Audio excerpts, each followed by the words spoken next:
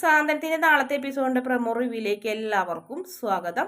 അങ്ങനെ മീനാക്ഷി അപകടത്തിലുള്ള കാര്യം ആകാശിന് മനസ്സിലാവുന്നുണ്ട്.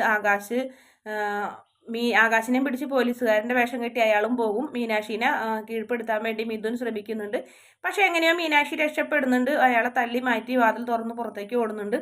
പിന്നാലെ ഒരു സംഘടന തന്നെ എല്ലാവരും അങ്ങോട്ടും ഇങ്ങോട്ടൊക്കെ ഓടുന്നൊരു ഭാഗം കാണിക്കുന്നുണ്ട്. ആകാശം അവരെ കയ്യിൽ നിന്ന് രക്ഷപ്പെടുന്നുണ്ട്. പക്ഷേ മീനാക്ഷിയും ആകാശം കണ്ടുമുട്ടുന്നില്ല. മീനാക്ഷി ഇനിയിൽ ഓടി ഒരു മലയുടെ മുകളിലേക്ക് കയറി പോവുകയാണ് ചെയ്യുന്നത്.